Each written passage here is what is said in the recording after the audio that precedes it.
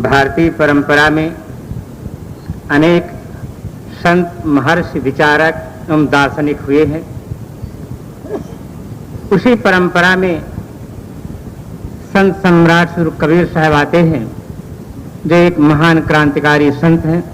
आप मानव एकता, मानव समानता, मानव स्वतंत्रता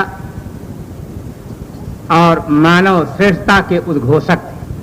सामाजिक जीवन में, धार्मिक जीवन में, दार्शनिक जीवन में उनकी क्या देन है, इस पर थोड़ा सा विचार किया जा रहा है। सबसे पहले उन्होंने इंसान को इंसान माना है, ये उनकी बहुत बड़ी क्रांति है। उन्होंने कहा है कि मानुष तेरा गुण बड़ा, मांस न आवे काज, हार न होते आभरण त्वचा न बाजन बाज। उन्होंने ये नहीं कहा कि हिंदू तेरा गुण बड़ा, भारतीय तेरा गुण बड़ा, पुरुष तेरा गुण बड़ा, ऐसा उन्होंने नहीं कहा। उन्होंने कहा कि मानुष तेरा गुण बड़ा। मानवीय गुणों को धारण करने के नाते मनुष्य महान है। कोई आदमी किसी देश में, किसी परंपरा में जन्म लेने के नाते महान नहीं हो सकता। कोई आदमी किसी भाषा विशेष का विद्वान होने के नाते महान नहीं हो सकता। महानता का मानदंड है मानवता। आदमियत है तो बुनियाद है हर खूबी की। होने भी तो फिर धरा क्या है इंसान के पास। अगर आदमी के पास आदमियत ना हो, इंसान के पास इंसानियत ना हो, तो आदमी के पास और क्या रखा हुआ है। आदमी केवल आदमी है। उन्होंने कहा कि झूठे गर्भ भूलो मत कोई, हिंदू तुरुक झूठ कुल दो। केवल हिंदू के लिए नहीं कहा, दोनों के लिए कहा कि हिंदू तुरुक झूठ कुल दो। कितनी बड़ी उनकी एक क्रांति है। आज जातिवाद के आधार पर विश्व के किसी न किसी कोने पर आदमी आदमी की हत्या कर रहा है। आज आदमी को सिंह से भय नहीं है, सर्प से भय नहीं है, आज आदमी को आदमी से भय है। और जब तक धरती तल पर जातिवाद जीवित रहेगा, तब तक इस समस्या का सही समाधान नहीं हो सकता। संत सम्राट श्री कबीर साहब का हृदय करुणा से विगलित हृदय था। उन्होंने समझा इस तथ्य को कि आदमी केवल आदमी रहेगा तो इस समस्या का समाधान हो सकता है। इसी तथ्य की ओर बल देते हुए एक शायर ने लिखा, एक दिन तूफान कम हो जाएगा, खुद बखुद पाषाण नम हो जाएगा, स्वर्ग चूमेगा धरा के बढ़ चरण, आदमी जब आदमी बन जाएगा। अगर आदमी आदमी बन जाए तो धरती की समस्या का समाधान हो सकता है। अगर आदमी आदमी नहीं बनता है, उसके अंदर आदमीता का विकास नहीं हो सकता है।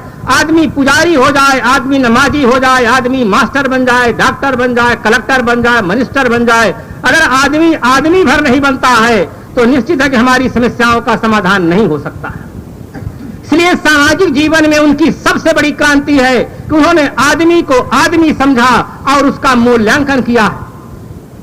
आज दुख के साथ कहना पड़ता है, जो सबका मूल आदमी है, दुनिया में जितने मंदिर बने हैं, सब मंदिरों का बनाने वाला, सब मस्जिदों का बनाने वाला, सब गिरजाघरों को बनाने वाला, सब गुरुद्वारों को बनाने वाला आदमी है। मंदिर में मूर्तियों को बनाने वाला आदमी है, मंदिर की मूर्तियों में प्राण प्रतिष्ठा करने वाला आदमी है, मंदिर की मूर्तियों के सामने तुम्हें माता च पिता कहकर श्रद्धा सुमन समर्पित करने वाला आदमी है। अगर आदमी नाराज हो जाए तो तोड़कर फेंक देने वाला भी आदमी ही है।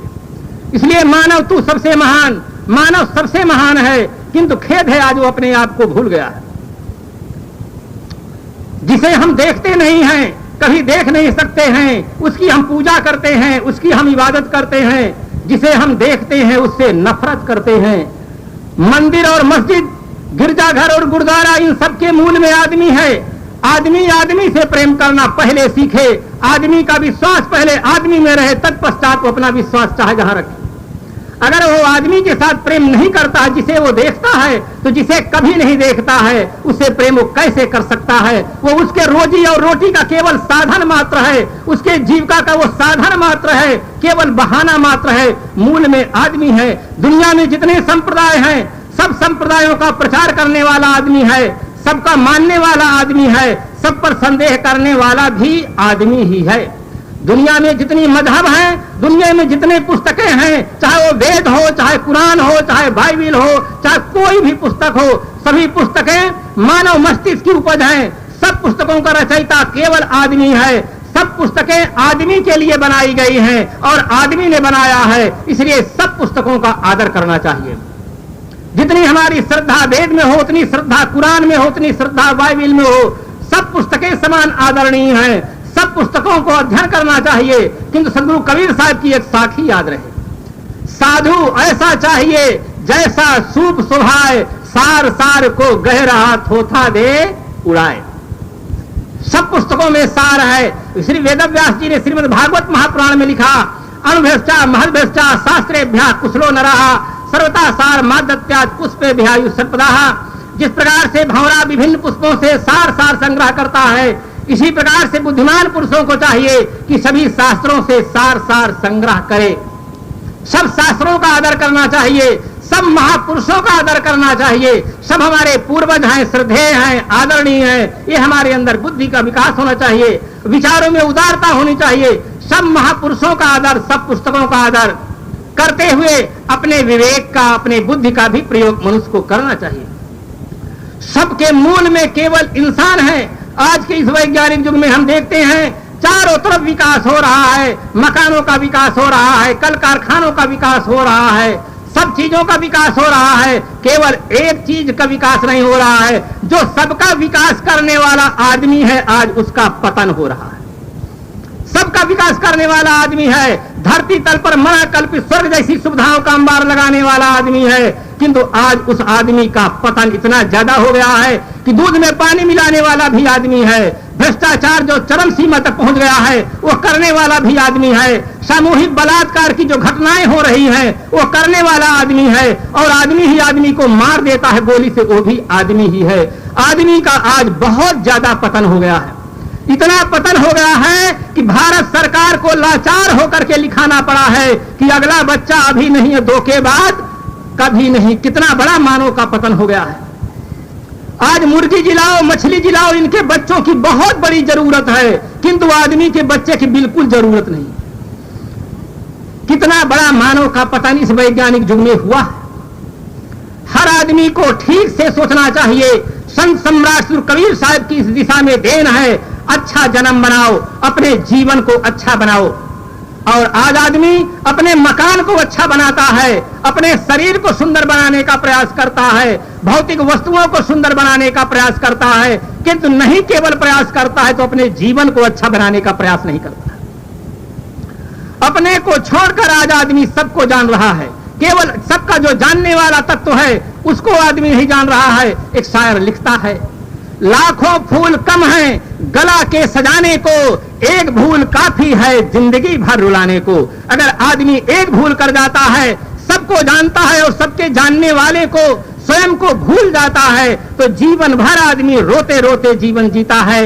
जिसके लिए संत सम्राट कबीर साहब ने बहुत बड़ी क्रांति की कि आत्म ज्ञान बिना नर भटके, कोई मथुरा कोई काशी, पानी में मीन पियासी, मुझे सुन सुनावे हासी। बहुत प्रसिद्ध ये भजन साहब का है। आत्मज्ञान बिना न भटके, आत्मज्ञान के अभाव में आज आदमी भटक रहा है, मंदिरों में भटक रहा है, मस्जिदों में भटक रहा है, गिरजाघर गुरुद्वारों में भटक रहा है, तीर्थ स्थानों में भटक रहा है, पूरब और पश्चिम की ओर भटक रहा है, ग्रंथों में भटक रहा है, ये बाहर भटक रहे हैं। और देखें तो तंबाकू में भटक रहे हैं, बीड़ी में, गांजा में, भांग में, शराब में। आज की दुनिया तो सुरा और सुंदरी के चक्कर में पड़कर आदमी का बहुत बड़ा पतन हो गया है। कोई सुरा में मस्त है, कोई सुंदरी में आसक्त है, कोई विरला विरागी है जो अपने आप में मस्त है। बंधु, अगर कबीर साहब के विचारों के अनुसार अगर आदमी अपने आप में मस्त होने की क्षमता प्राप्त कर ले तो उसके जीवन की दिशा बदल सकती है, और जिस आदमी की दिशा बदल जाती है उसकी दशा अपने आप बदल जाती है। आज आदमी भटक रहा है, सृष्टि का सिरमौर प्राणी आदमी, सारे विकास का श्रेय आदमी को है, किंतु आज आदमी अपने आदतों से इतना लाचार है। कहता है महाराज खाने के बिना चलेगा, परंतु महाराज बोतल के बिना नहीं चल सकता है। कितना लाचार! एक सामान्य व्यक्ति नहीं, अच्छे अच्छे कहलाने वाले, बड़े बड़े पद पर प्रतिष्ठित रहने वाले व्यक्तियों के मुख से जब मैं सुनता हूं कि महाराज क्या करें, हम आदत से लाचार हैं, मुझे बड़ा दुख होता है। आदत पर विजय प्राप्त करने वाला अगर कोई प्राणी धरती तल पर है तो वो आदमी है। आदमी के अलावा किसी प्राणी को यह सौभाग्य नहीं प्राप्त हो सकता है कि वो अपनी आदतों पर विजय प्राप्त कर सके। ऐसा सौभाग्य प्राप्त करके भी अगर आदमी ये कहता है कि हम आदत से लाचार हैं, तो जरूर उसके जीवन में कहीं न कहीं भूल हो गई है। और भूल यही है कि आत्मज्ञान बिना नर भटके, उसे अपने आप का बोध नहीं है। जिस प्रकार से आदतों को बनाने वाला आदमी है, उसी प्रकार से आदतों को मिटाना वाला भी आदमी है। आपन तेज संभालो आपे, तीनों लोग हाँकते कापे, किंतु हमें अपने आप का बोध ही नहीं है। आज तो आदमी दर दर भटक रहा है, जहां तहां देखता है ऊंचा स्थान, वहां सिर झुका देता है। एक शायर लिखता है, बंदा परवर मैं वो बंदा हूं कि बहर बंदगी, जिसके आगे सिर झुका दूंगा खुदा हो जाएगा। आदमी महान प्राणी है, जिसको छू लेता है वो महान बनता है। अगर आदमी पत्थर को कभी न छुए तो उसमें से हनुमान जी नहीं बन सकते हैं, राम जी की मूर्ति नहीं बन सकती है, कृष्ण भगवान की मूर्ति नहीं बन सकती अगर पत्थर को आदमी न छुए तो। आदमी इतना महान प्राणी, जिसको छू लेता है वो महान बन जाता है। और आज आदमी अपने को भूल गया है तो दर दर भटक रहा है, आदतों से लाचार हो गया है। इसलिए आज आवश्यकता है, सदगुरु की आवश्यकता है, संतों की आवश्यकता है। इसी के आधार पर व्यक्ति संसार सागर से पार हो सकता है, जिसके लिए गुरुवर कबीर साहब ने कहा, गुरु की दया साधु की संगत निकर आओ, ये आधार है। आज हमारे कुछ पढ़े लिखे भाई कहते हैं कबीर साहब तो निर्गुण निराकार ईश्वर को मानते हैं। बंधुओं ध्यान से सुने, कबीर साहब न निर्गुण ईश्वर को मानते हैं न सगुण ईश्वर को मानते हैं। कबीर साहब शुद्ध अध्यात्मवादी हैं, आत्मवादी हैं। आज हमारे पढ़े लिखे समाज में भी अनेक प्रकार की भ्रांतियां हैं। कहते हैं कि कबीर साहब जिस प्रकार से हिंदू और मुस्लिम की एकता के लिए उन्होंने प्रयास किया, उसी प्रकार से नर और नारी की एकता के लिए प्रयास नहीं किया। मैं कहता हूं उनका दृष्टिकोण अधूरा है। कबीर साहब हिंदू मुस्लिम एकता के समर्थक नहीं थे, कबीर साहब मानव एकता के समर्थक थे, हिंदू मुस्लिम नहीं। उनकी दृष्टि में चाहे विश्व का किसी देश का कोई आदमी हो, आदमी केवल आदमी है। वो मानव एकता के समर्थक थे और नर और नारी की एकता के समर्थक थे। दोनों के अंदर जो आत्म तत्व है, शुद्ध चेतन तत्व विराजमान है, उसकी ओर बल देते हैं। हम ठीक से बीजक का चिंतन नहीं करते हैं। ऐसो भरम बिगुरचन भारी, वेद किताब दीन और दोजक को पुरुषा को नारी। हम गंभीर चिंतन करें तो हमारी समस्याओं का समाधान मिल सकता है। संत सम्राट कबीर साहब एक महान क्रांतिकारी थे। उन्होंने कहा, जो मुहि जाने ताहि मैं जानो, लोक वेद का कहा न मानो। कितना बड़ा इंकलाबी स्वर है। लोक में जिसे बहुमत मिल जाता है उसे कुर्सी मिल जाती है। नेताओं का आज लक्ष्य है सबको सन्मत दे भगवान, हमको बहुमत दे भगवान। हमें सन्मति नहीं चाहिए, हमको तो बहुमत चाहिए, कुर्सी चाहिए। सन्मति जनता को मिले तो ठीक, हमें वोट दे। इसी का परिणाम ये आज हमारे देश में राजनीतिक संकट गहरा रहा है। आज जितना राजनीतिक संकट है उससे बड़ा कहीं आर्थिक संकट है, और सबसे बड़ा संकट है आज के युग में मानव पतन का सबसे बड़ा संकट है, जो कोई राजनीतिक पार्टी इस संकट से उबार नहीं सकती है। कोई व्यवस्था इस संकट से आदमी को नहीं ऊपर उठा सकता है, जो मानव पतन का संकट आज हमारे सामने खड़ा हुआ है। इस पतन के लिए संत सम्राट कबीर साहब ने साहस दे करके कहा, कर वहिया बला अपनी छाण वीरानी आस, जाके आंगन नदिया बहे सो कस मरे प्यास। अपने बाहुबल का भरोसा करो, पर मुखापेक्षी बनना बंद करो। ये मत सोचो कि हम खूब पाप करें, कहीं ऊपर कोई भगवान होगा फिर अवतार ले लेगा, सारे पृथ्वी का भार समाप्त हो जाएगा। ये अवतारवाद की धारणा बिल्कुल अवैज्ञानिक है। इसी अवैज्ञानिक धारणा के कारण से हमारा भारतवर्ष सैकड़ों वर्षों तक गुलाम बना रहेगा। हम पर मुखापेक्षी बने रह गए। अपनी देश की समस्या, अपने जीवन की समस्याओं का समाधान हम नहीं कर सके। हम सोचते रहे कहीं आकाश से पाताल से कोई आ जाएगा हमारी समस्याओं का समाधान करे। समस्या हम जन्म दें और समस्या का समाधान दूसरा कौन करेगा? जिस प्रकार से हम भौतिक उन्नत करने में समर्थ हैं, इसी प्रकार से आध्यात्मिक उन्नत करने के लिए भी हमें पुरुषार्थ करना चाहिए।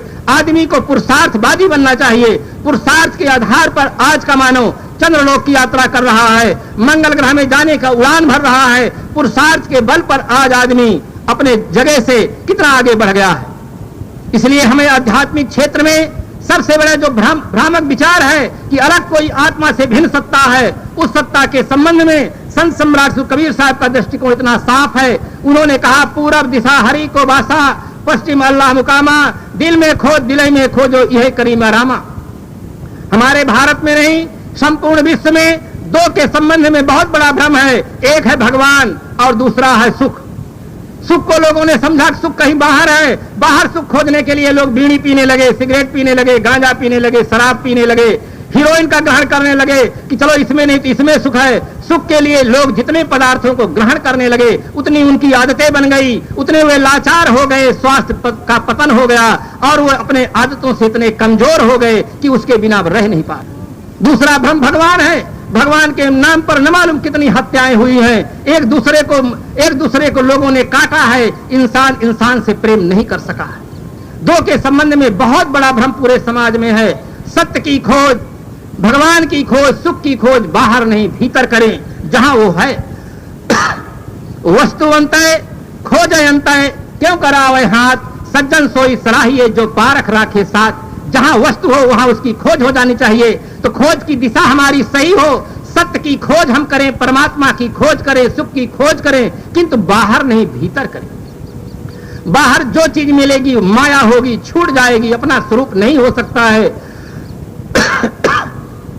इसलिए इन दोनों दिशा में सही आधार प्राप्त करने के लिए हमें सद्गुरु की आवश्यकता है, संतों की आवश्यकता है। उनका आधार लेकर के हम अपने जीवन को सुंदर बनाएं, पवित्र बनाएं। बस इन्हीं शब्दों के साथ मैं अपने वाणी को विराम